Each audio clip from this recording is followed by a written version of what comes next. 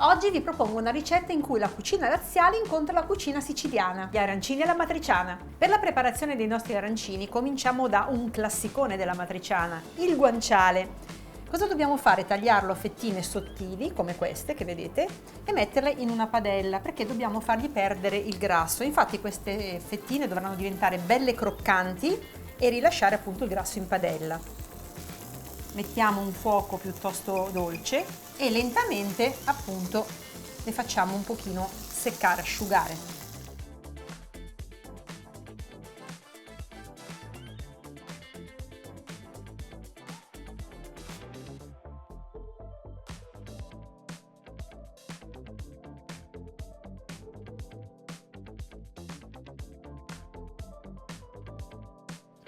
Il nostro guanciale è pronto, lo metto su un piatto foderato con del panno carta, però facciamo cadere tutto il grasso in padella perché ci servirà poi per preparare il nostro sugo alla matriciana.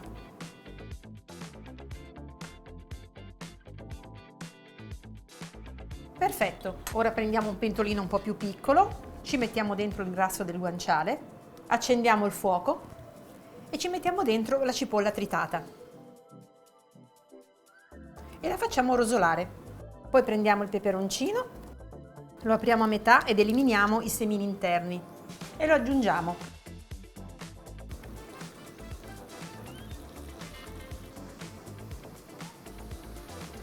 Ora che la cipolla è appassita, uniamo la passata di pomodoro.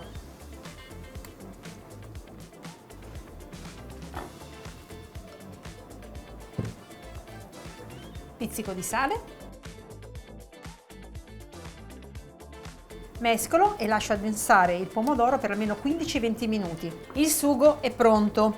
Adesso prepariamo il risotto, che sarà poi l'involucro appunto del nostro arancino, e quindi tostiamo il riso, ma questa volta a secco, quindi senza grassi. Lo mettiamo in un tegame e lo mescoliamo per qualche minuto, dobbiamo farlo diventare bello caldo. È il momento di sfumare con il vino bianco e lasciarlo evaporare.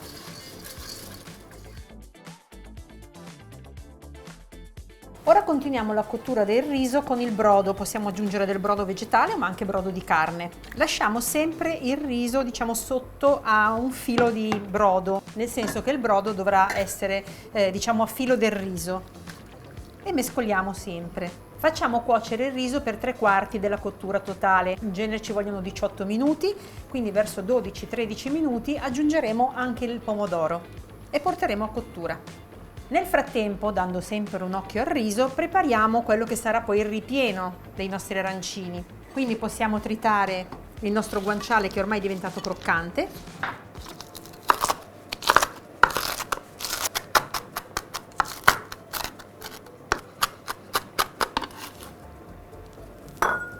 E ora ci occupiamo invece del cuore filante, quindi qui c'è del pecorino piuttosto fresco, tritato, in questo caso è stato tagliato a julienne. Dobbiamo prendere all'incirca 8-10 grammi, pressarlo e formare delle palline che poi andremo a mettere appunto al centro del nostro arancino. Eccola qui la prima pallina.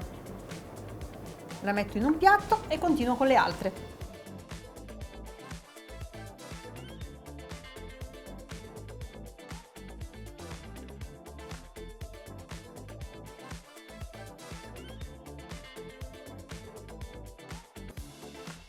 Perfetto, le palline sono pronte e adesso il riso è arrivato a cottura, cioè a 3/4 della cottura. Aggiungiamo quindi il pomodoro. Mescoliamo e lo portiamo a fine cottura.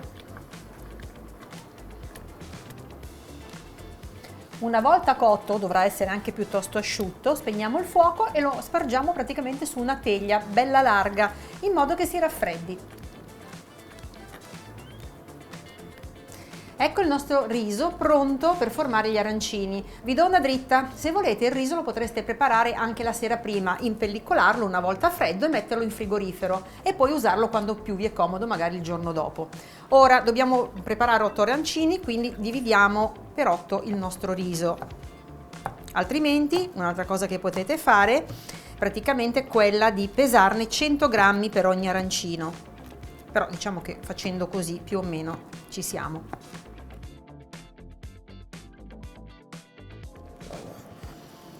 Ecco, adesso noi mettiamo il riso sul palmo della mano, ci mettiamo al centro un pochino di guanciale tritato, una pallina di pecorino, un altro po' di guanciale e poi chiudiamo. Dobbiamo formare una bella palla. Mettiamo il nostro arancino su una teglia e continuiamo così con tutti gli altri. Volendo, un'altra cosa che potreste fare è formare gli arancini un giorno prima, per esempio, e tenerli in frigorifero ben coperti, avvolti con della pellicola, oppure addirittura congelarli e tirarli fuori quando poi vi serviranno da friggere.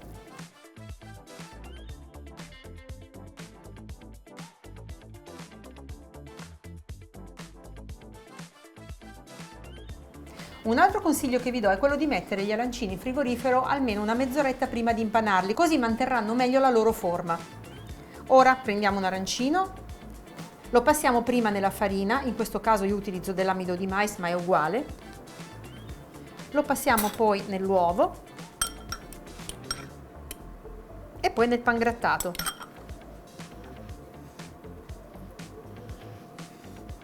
Il primo arancino è pronto, proseguo così anche con tutti gli altri.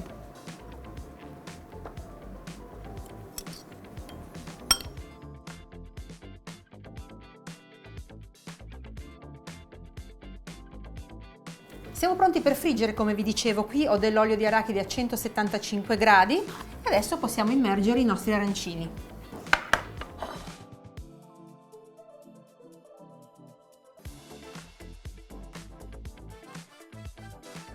Li scolerò appena saranno belli dorati.